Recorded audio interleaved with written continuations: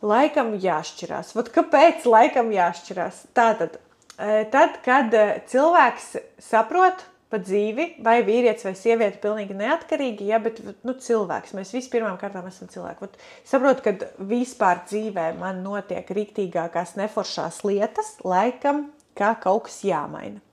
Sākumā ir tā, ka tu sāc aizdomāties, ka tev dzīvē notiek kaut kas nepārāk forši. Tu vienkārši neesi apmierināts ar to, kur tu esi pa dzīvi, kas tev dzīvē notiek, kādi cilvēki tev ir apkārt, un te sākās. Laikam jāšķirās. Tāpēc, ka tu sāc jau piekasīties viņam vai viņai, savam partnerim, sāc piekasīties par pilnīgi jebko, tāpēc, ka tev liekas, ka problēma ir viņā. Vat visvienkāršāk ir norakstīt, nevis pašam risināt, nevis pašam meklēt sevī, kur es varētu augt, attīstīties, kur es varētu palikt stiprāka, foršāka, labāka, skaistāka, bet man ir jātiek vaļā no viņa. Ot jāšķirās. Un te, tad, kad laikam jāšķirās, tad ir jāpajautā sev 10 reizes, vai tiešām tā ir tā lieta, kas atrisinās situāciju. Vai tiešām ir tā, ka tad, kad es izšķiršos, tad es nepiesaistīšu otru tieši tādu pašu, tā kā viņš. Vai tiešām es sev varēšu atsiet rokas un darīt to, kas man patīk tikai tad, ja man blakus nebūs tieši viņš. Kāpēc es nevaru ar viņu, ja? Un pati galvenā lieta, pati svarīgākā lieta, ko ļoti daudzi cilvēki jau pašos pirmsākumos, kad viņi tikko ir iepazinušies, ko viņi neatrunā un kas viņus pat īstenībā neinteresē un kam viņi vismazāko nozīmi piešķir, tāpēc, ka ir jāapmierina fizioloģiskās vajadzības, ir sabiedrības spiediens par to, ka cik tu ilgi viena tur būsi, tāpēc ir jāiet ar pirmo, kas pagadās, kaut cik tādu, kas atbilst manām prasībām. Vai vēl trakāk, es bērnībā esmu bijusi tik neforšā ģimenē, ka man gribās pēc iespējas ātrāk izveidot savu ģimeni, tāpēc esmu ar mieru. Man pilnīgi vienalga pa mērķiem. Kādi tur var būt mērķi? Man ir vienkārši savas traumas, savas fizioloģiskās vajadzības, man vispār šeit netiek pieslēgta apziņa, apzinoties to, kad es ar šo vīrieti vai ar šo sievieti, es ar šo partneri veidošu tagad ģimeni. Ja? Tas ir pats svarīgākais, pats galvenais. Es gribu izveidot foršu ģimeni, veselīgu ģimeni, bet nevis par spīti kādam, nevis lai kādam kaut ko pierādītu, nevis lai justos te tagad kaut kāda vērtīga, ja pierādītu savu vērtību, ja pierādītu savu pozīciju, kaut kā nostabilizētos, bet tāpēc, ka manī ir tik daudz, esmu tik ļoti uzpildījusies, tik ļoti forša, tik ļoti daudz varu dot šeit ģimenei, ka es gribu, es tagad esmu gatava iet tajā un dot, ja? Un kas notiek? Jā, kas notiek? Pirmā lieta, kas parasti nenotiek, tieši, kad divi cilvēki satiekās, tas ir, viņi vispār neinteresējas par to, kādi tad ir tie lielie galvenie mērķi, kāpēc mēs vispār sagājām kopā. Kāpēc mēs sagājām kopā? Ko mēs kopā tad foršu varēsim uztaisīt? Ko mēs foršu varēsim panākt? Ko mēs foršu varēsim realizēt, ja? Un tāpēc arī ir tik liela šī šķiršanās statistika, tāpēc, ka cilvēkiem liekas, kas mums kopā ir jātaisa, mums ir jāuztaisa kopā bērni. Vienalga kā, bet jāuztaisa kopā vienkārši bērni.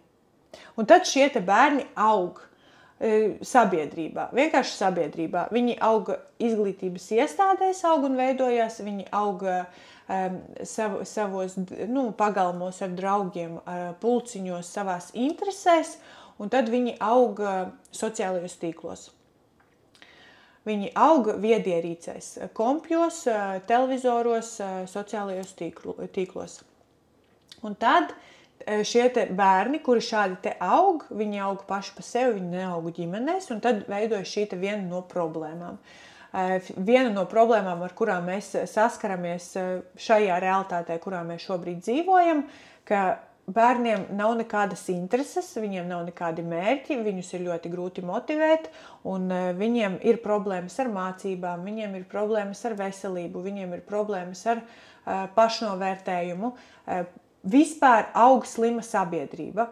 Kāpēc? Tāpēc, ka divi cilvēki, kas ir sagājuši kopā, viņiem vai nu nejauši sanāca, vai nu viņiem tas bija tāds viens no galvenajiem ķeksīšiem, kurš ir jāieliek, bet paši galvenākie mērķi, kas vispār cilvēkam kā personībai, kā, ja mēs neejam tikai no fizioloģiskajām vajadzībām, bet mēs ejam jau no iekšējām tādām kā bērna vajadzībām, kas mums pa dzīvi, kas ir jārealizē, kur mums ir jārealizējās, tur jau vispār uz to netika vispār nekāda uzmanība pievērsta. Ja? Tā kā man kā sievietei nav interesanti, kā vēlas realizēties mans vīrs, kur viņš ir laimīgs, kur viņš var šo savu iekšējo bērnu iepriecināt dienā.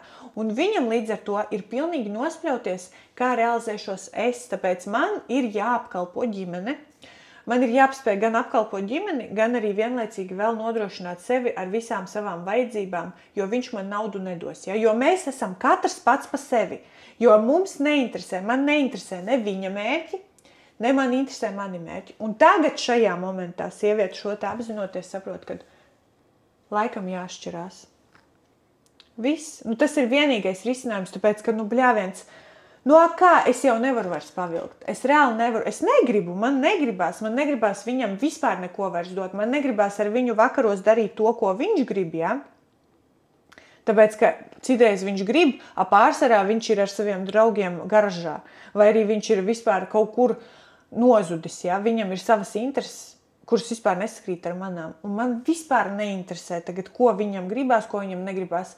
Tikmēr, kamēr es vēl kaut cik esmu spējīga atrast kādu citu, vai es iešu un meklēšu. Un sākās. Tad ir alfa pozīcija, kur es tātad tagad izvēlos. Es eju medībās, es eju izvēlēties, un es tagad sāku medīt. Un tad labākajā gadījumā viņai nekas nesanāk, viņa nevienu neatrod, un visi vīrieši turās no viņas pa gabalu. Sliktākajā gadījumā viņa atrod nākamo, un te ieslēdzās jau samkaba gamola, kā latviski būs pareizi. Es runāju par situāciju, kurā dzīvo ļoti daudzi cilvēki mūsdienās. Marks tāpat neko, pat nemaz drusciņi nesaprata. Mark, cik tu sen jau esi live streamā, un tu joprojām neko nesaproti? Vai arī tu vienkārši ienācīzēji? Ja tu ienāc un rauj ārā no konteksta, tad, protams, ka tu nesaproti. Tev ir jāklausās kādreiz no sākuma līdz beigām tas, ko es pasaku. Priekš tam es runāju. Ja tu tiešām vēlies saprast, jo varbūt, kad tev nemaz nav vēlmes saprast, tā arī bieži gadās. Redzi, kā es zinu. Ja tu noklausītos no sākuma līdz beigām, tu 100 punkti saprastu, bet tu vienkārši ienācīzēji. Pilnīgi taisnība. Jā, izskatās, ka tu esi pārvākusies kopš 2 gadi atpakaļ strīmoji. Nē.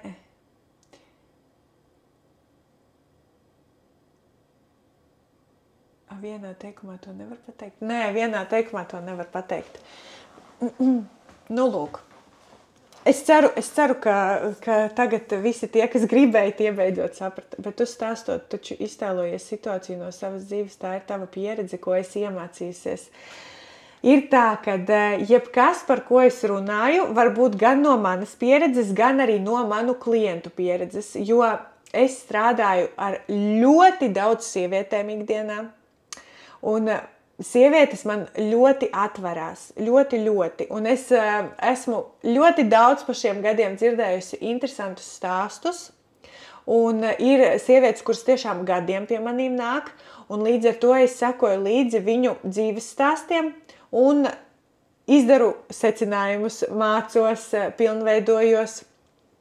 Un pieeju šim ļoti profesionāli, nevis aiz tādas vienkārši kaut kādas ziņkārības, kuru es pat nezinu, kur likt, bet beigās pārveidojot to visu par tādu kā metodoloģiju, kur tās, kurām patīk, var uzkavēties tādā pašā realitātē, bet tās, kuras vēlās, pilnīgi welcome, es izstāstīšu, kā no šī te riņķa danča tikt ārā. Faktu konsultācija un apraksts 10 balles. Tu taču esi tieši, bet vāries, es atvainojos. Es tev piedodu, kāpēc tāds teksts laikam jāšķirās no kā? Te tu izdari izvēli. Jā, laikam jāšķirās no šīs realitātes, kurā es sev esmu iespundējusi, vai nu laikam jāšķirās no šī partnera, ar kuru vairāk mums nebūs pa ceļam, jo es apzinos to, ka mūsu mērķi vispār nesakrīt. Pilnīgi tā, ka nesakrīt, pilnīgi nekādīgi. Es izvēlējos nemeklēt tipu, kādu vēlos, bet padzīvot sev un strādāt pie savas paša izaugsmes. Tad, kad tu izšķiries, tad galvenā lieta, pirmā lieta, tad, ja tu tiešām esi pieņēmusi šo smago lēmumu un tomēr izšķīrusies, tad galvenā lieta, par ko tev ir jārūpējas, tas ir par savu iekšējo stāvokli. Tev ir jāstabilizējās, jo tad, kad sieviete izšķirās, viņai pilnīgi 100% gadījumu ir padragājusies pašapziņa, un šī pašapziņa ir jāstabilizē. Tad, ja nenotiek šī pašapziņas stabilizēšana, ja nenotiek darbs ar pašapziņu, tad var iebraukt vēl lielākās auzās. Tad arī var atrast tādu partneri, kurš ir vēl trakāks par iepriekšējo, un var iziet cauri tur džungļiem kaut kādiem un izvērtīties pa ļoti daudz gultām, un beigās gala rezultātā nonākt pie vēl sliktāka pat nekā iepriekšējais, no kura tu it kā muki, ja? No vilka muku pie lāča atskrēju. Tā var sanākt. Tu man ļoti patīc, nesaprotu, kāpēc neesi kļuvusi daudz populārāk. Mans vispār vēstījums galīgi nav izdevīgs un populārs ļoti, ļoti daudziem, kas pelna uz slimiem cilvēkiem, uz psihiski nestabiliem cilvēkiem, uz tādiem cilvēkiem, ir korporācijas, kas darbojās, lai cilvēki degradētos. Tas ir vesels tāds biznesa process iesākts, lai panāktu to, ka cilvēki aug ļoti nedrošā vidē, ka cilvēks pirmkārt jūtās, ka viņš nekam nevar ticēt, ka viņš neusticās pats sev, pilnīgi noteikti pats sev viņš neusticās, viņš uzticās tam, ko translē pa ekrānu kādu, ja? Viņš uzticās tam, ko var dabūt bez maksas. Viss, kas maksā dārgi, tas ir apšaubāms. Viss, kas ir grūti pieejams, tas ir apšaubāms. Cilvēkam nav motivācijas, cilvēkam nav vispār skaidra redzējuma, kas vispār ir vērtīgi, kas nav vērtīgi. Cilvēkam ir pilnībā izplūdušas šīs te vispār zināšanas par to, kas tad ir mūsu galvenais uzdevums, ar kādu mērķi mēs vispār esam atnākuši. Un sāk šita plēšanās, un lai iegūtu kaut kādu vismaz stabilitāti, cilvēkam ir jānopērk kaut kāda masu produkcija, kaut kas tāds, kas ir pieejams masām, ja? Un tie, kas pārdod šo te masu produkciju, uzvārās uz šīm te masām, uz viņu stulbumu. Viņiem ir vajadzīgs, lai cilvēki būtu stulbi, lai cilvēkus nekas neinteresētu, lai cilvēki domātu, ka viņu rokās, viņu spējās nav pašiem neko vispār regulēt šajā dzīvē. Viņu spējās nav izvēlēties šajā dzīvē. Viņiem kā pateiks, tā būs, un viņi pat negrib izvēlēties. Vot vistrakākais, vis tāda degradējošākā stadija, ka tu pat negribi izvēlēties. Tātad tev jau ir uzkrāmētas tik daudz traumas, tik daudz aizspriedumi un tik ļoti tu esi tajā bērna pozīcijā, ka tu jau pat negribi izvēlēties. Tev jau pat nav vispār nekādas vēlmes pašam izdarīt izvēli. Tad labāk, lai notiek, kā notiks. Vienkārši kā būs, tā būs. Es jau esmu piekusus, man jau vairs neko negribās.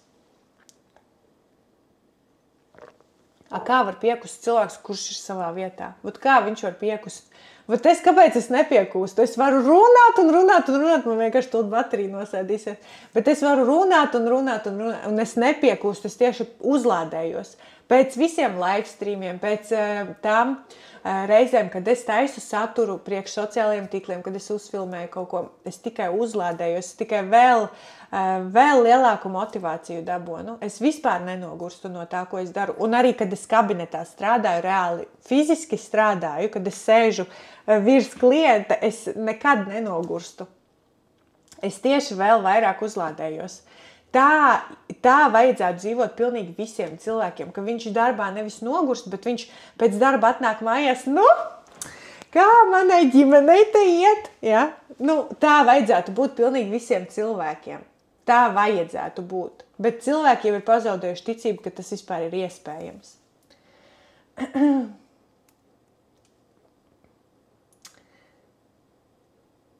Tu noteikti daudz D vitamīnu dzer. Es vispār nedzeru vitamīnus. Es tagad, bišķīt kaut ko naktsveces eļu dzeru, kad atceros.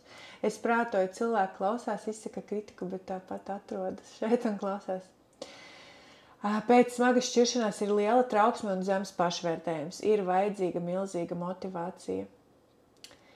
Jā, un tu gaidi, ka šī motivācija radīsies no ārpuses, bet tev vajag strādāt pie sevis tā, lai šī motivācija būtu tevī. Lai viņa būtu vienmēr tevī, stabili, vienmēr, neatkarīgi no apkārtējiem, neatkarīgi no tā, kādi cilvēki tev ir apkārt. Tevī iekšā vienmēr stabili ir ticība sev, ticība tam, ka tu esi spējīga iet tur, kur tu vēlies iet. Nevis tāpēc, ka tev ir izvēle, tu tur vari iet, tu tur vari neiet, bet tev nav izvēles, tev ir jāiet. Kurš ies tavā vietā, ja ne tu? Es sev ticu, es zinu, ka neviens cits manā vietā neaizies, un es vienkārši ceļos, un es eju, un es daru priekš sevis. Tāpēc, ka es zinu, ka es esmu pamēģinājis, un tad, kad tu pamēģināsi to laimīgās dzīves garšu, tad tev vairs negribēsies ieslīgt atpakaļ tajā slinkumā, tajā nedarīšanā, tajā, kam nav nekādas jēgas no tā. Nav pat jēga jāmeklē. Tu esi tā jēga. Tu esi staigājoša savas dzīves jēga. Un viss, kas izriet pēc tam no tevis, tavi bērni, tavas lietas, ko tu dari, ja? Tavas intereses, pa ko tu interesējies, tas viss ir daļa no tevis. Un kā tas var būt kaut kas bezjēdzīgs? Par to, ka ne visiem der tas, pa ko es runāju, šeit jau nenotiek individuāla konsultācija un šeit nenotiek individuālais mentorings. Un var gadīties, ka, ja es runāju, piemēram, par sieviešu lietām, vīrietis klausoties domā, kas tas tāds, pa ko viņi tur runā. Ja? Tāpēc, ka es nekad vīrietim neieteiktu neko tādu, bet sievietei es iesaku kaut ko tādu. Ja? Vai arī sievietei, kurai vispār nav problēma ar to, ka viņa gribētu iet strādāt. Ja? Viņa gribētu tieši vēl stabilāk nostabilizēties savā saimnieces lomā, savā mammas lomā, savā tādā ligzdiņā, ja? Un gribētu ieraudzīt tajā vērtību. Tad, ja es viņai stāstu par to, kā atrast sevi kaut kur darbā, viņai tas šobrīd vispār nav aktuāli. Viņai, protams, ka neinteresē tāda veida padomi. Ja? Tā kā, ja gribās individuāli konkrēti tieši tavu gadījumu, lai es izskatu, tad man vajag dzirdēt no tevis konkrēti no tevis jautājumu. Ja? Un es nedodu padomus. Ja, mans darbs nav šeit dot padomus, es motivēju, es varu iedot praksi, es varu iedot stratēģiju, ja, bet es nedodu kaut kādus padomus. Nē, es negaidu no apkārtējās pasaules, es strādāju pati ar sevi un ļoti stiprs spēks ir domām. Tas ir ļoti, ļoti forši, ka tu jau esi nākamajā stadijā, ka tu jau negaidi neko no apkārtējiem, super. Tikai vienkārši tev ir tev vēl pagaidām daudz resursu prasa tas, lai tu vispār dabūtu šo te motivāciju, lai tu pati sevi motivētu. Ja? Tā kā tur tev vēl nav tās šūpoles tik kārtīgi iešūpojušās, ka tu zini jau kā šo mehānismu viegli iesākt. Ja? Un tad, kad tu nomaini domāšanu uz pozitīvāku, tad arī apkārt viss ir daudz pozitīvāks. Jā, labāk koka karkasa māju vai tomēr gāzbetona māju. Bet bieži sievietēm arī ir tāda lieta, ka gribās, ja es nevaru paļauties uz kaut kādu faktu vai uz kaut kādu tādu konkrētu stratēģiju, tad es vienkārši sevi apmānīšu. Un viens no elementārākajiem ir, ka cilvēks pieeja, kā var savu prātu apmānīt. Tad, kad cilvēks pieiet pie spoguļa, paskatās spogulī un pasmaida, kad viņš redz pretī sevi smaidošu, tad viņam jau sāk izstrādāties laimes hormoni smadzenēs, un viņš jau kļūst priecīgāks. Var arī tādā veidā sevi elementāri vienkārši apmānīt, pasmaidot, un tāpat jau nedaudz, bet garstāvoklis uzlabosies, ja? Bet arī tev ir jāiziet līdz tam spogulim, tev ir jāsaņemās, tev ir sev jāpasmaida, ja? Ne visi arī ir spējīgi to izdarīt. Bet tas strādā, un no tā, neteiksim, ka to vispār es nolieku un nenovērtēju, un saku, ka vispār pilnīgi tas nav jādara, ja? Bet par to, ka tas nenes nekādas tādas kapitālas sekas un kaut kādu baigo milzīgo iespaidu uz tavu dzīvi, un tas nav tāds kā izšķirošais, ja? Jā, sīkumiem ir nozīme, jā, katra detaļa ir svarīga, un jā, katra sekunde šajā dzīvē veido diennakti, un no šīs diennakts veidojas nedēļa, un no nedēļas veidojas mēnesis, un tā mūsu dzīves gadi, ja, tā kā, ja. Bet nevar cerēt, ka ja tu dzīvos tikai sekundi un tikai sekundēs, tad no tā kā kaut kādā veidā mainīsies kaut kādi gadi, ja. Tā tas nenotiek, un galvenais sevi nemānīt un saprast to, ka jā, es varu izmantot kaut kādas vienkāršas tehnikas, ir kaut kādas vienkāršas primitīvas praksītes, kuras ir pa spēkam pilnīgi katram, ja? Bet ja es gribu kaut kādas milzīgas transformācijas, tad manī ir jābūt šim te spēkam, tad manī ir jābūt šīm te zināšanām, ja? Manī ir jābūt šai te stratēģijai, kā es iešu šo te transformāciju bez traumām un bez atpakaļceļiem un bez tādiem kritumiem, kur es krītu un tad es nonāku atpakaļ un es nonāku tiešām no vilka muku pie lāča aizskrēju, ja? Man liekas, es tik daudz vārdus pa dienu pat nepasaku.